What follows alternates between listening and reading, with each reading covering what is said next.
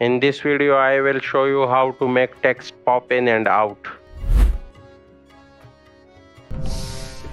Alright, मैंने timeline में background footage के ऊपर वाले ट्रैक में कुछ टेक्स्ट को ऐड कर लिया है। तो टाइमलाइन पर टेक्स्ट क्लिप को सेलेक्ट कर लेते हैं और इफेक्ट कंट्रोल्स में जाते हैं। यहाँ पर मेक श्योर करेंगे कि टाइम मार्कर टेक्स्ट क्लिप के स्टार्ट पर पोजीशन हो। फिर इफेक्ट कंट्रोल्स में टेक्स्ट की सेटिंग्स को एक्सपेंड कर लेंगे। स्क्रॉल डाउन करके ट्रांसफॉर्म सेटिंग्स पर आ जाएंगे टेक्स्ट की और स्केल को 0 पर सेट कर लेंगे और स्केल के पास स्टॉपवॉच को क्लिक कर लेंगे ताकि स्टार्टिंग की फ्रेम बन जाए। अब कीबोर्ड पर राइट एरो की को 5 टाइम्स प्रेस कर लेंगे ताकि प्ले हेड 5 फ्रेम्स आगे बढ़ जाए। स्केल को चेंज करके 125 पर सेट कर लेंगे ताकि दूसरा की फ्रेम बन जाए। अब कीबोर्ड पर राइट एरो की को 4 दफा प्रेस कर ले ताकि 4 फ्रेम्स प्ले हेड आगे बढ़ जाए। अब स्केल को चेंज करके 95 पर सेट कर ले ताकि तीसरा की फ्रेम बन जाए। अब कीबोर्ड पर राइट एरो की को 3 दफा और प्रेस कर ले ताकि प्ले हेड 3 फ्रेम्स आगे बढ़ जाए। अब स्केल को चेंज करके 100 कर ले ताकि चौथा की फ्रेम बन जाए।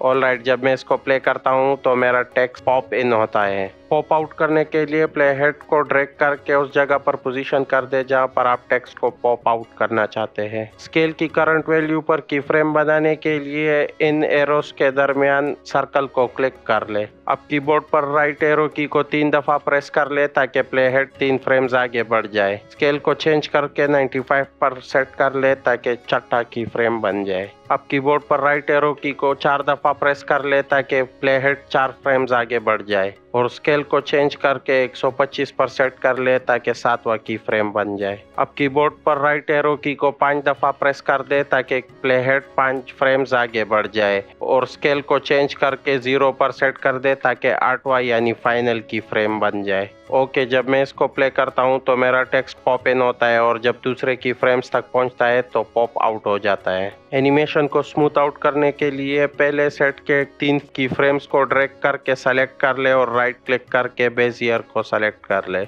अब ड्रैग करके दूसरे सेट ऑफ की फ्रेम्स के लास्ट 3 की फ्रेम्स को सेलेक्ट कर ले और राइट क्लिक करके बेजियर को सेलेक्ट कर ले। नोटिस करें कि मैंने चौथे और 5वें की फ्रेम को ऐसे ही छोड़ दिया क्योंकि मैं चाहता हूं कि टेक्स्ट स्टिल रिमेन रहे। कर्व पर एनिमेट ना हो between pop in and pop out of the text. Okay, जब मैं अब इसको प्ले करूंगा तो मेरा text smoothly pop in and pop out होगा। एक चीज जो आप नोटिस करेंगे कि टेक्स्ट कॉर्नर से पॉप अप होता है, सेंटर से नहीं। इसको फिक्स करने के लिए टूल बार पर सिलेक्शन टूल को सेलेक्ट कर ले और टेक्स्ट को सेलेक्ट कर ले प्रीव्यू में।